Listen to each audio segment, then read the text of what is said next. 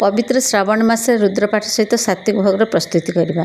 ओं नमस्ते अस्तु भगवान विश्वेश्वराय महादेवाय त्र्यंबकाय त्रिपुरांतकाय त्रिकालाग्निकालाय कालाग्निरुद्राय नीलकंठाय मृत्युंजयाय सर्वेश्वराय सदाशिवाय श्रीमान महादेवाय नमः। बर्तमान सारा भारत में प्रबल वर्षा बन्या पर हाहाकार मची जाइए। संसार कल्याण पर शांति मंत्र पाठ करवा। सर्वे भवन्तु सुखिनः सर्वे सन्तु निरामयाः सर्वे भद्राणि पश्यन्तु मा कश्चित् दुःखभाग् भवेत्।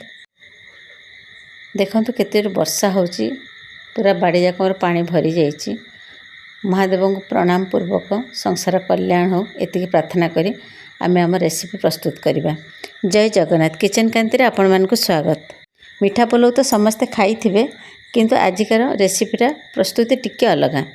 से सामग्री है काजू किशमिश बादाम गरम मसला कंचा लंका अमूल आपेल हिंगु लुण हलदी चीनी आ घी। प्रथमे काजू और बादाम टाको तो ग्राइंडिंग करदे पानी देकी पूरा फाइन पेस्ट करदे। ग्राइंडिंग कर देछि ताको जगह काढ़ीदे। तापर जेतिकी चावल नबा तार डबल पानी नबा। एमितिरे भी आम जो काजू और बादाम टाक पेस्ट करते से भी पानी किसी अच्छे अमूल टाक जो फेंटिक देवा से किसी पानी जीव एमती 3.5 ग्लास पानी हो। तापर पानी रे आमे सब मसला पकईदे। गरम मसला देदेबा कंचा लंका देदेबा आपेल गुड़ाक चोपा छड़े छोट छोट खंड कर देदेबा।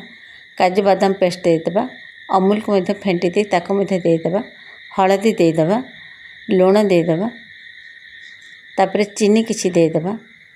चावल टाक 5 मिनट पानी धोई देकी बतुरे रखी थी चावल को देदेबा। चावल को देकी भल भाव में गोलैदबा। मीडियम फ्लेम रे रखिबा। आ हिंगु टिके देदेबा। हिंगुटा देले तार फ्लेवरटा भल आसता है। आ 2-3 चामच घी देदेबा। घी दे भल भाव में गोलैदबा। 5 मिनट पर्यंत फुटिया को छाड़देबा। तापर तार कभर देदेबा। गोटे सीटी मारला परे मीडियम फ्लेम रे रखिबा। गोटे सीटी मारला परे गैस टाक ऑफ करदे। ठंडा हो गला परे आमे ताको अलग जगह बाहर करदे। प्रेशर कुकर सीटीटा ये खसी गलानी ताको हम बाहर करदे। देखंतु हमर प्रस्तुत हो गला सात्विक मीठा पलौ। सात्विक भाव में यह प्रस्तुत करंतु एवं भगवान को अर्पण करंतु।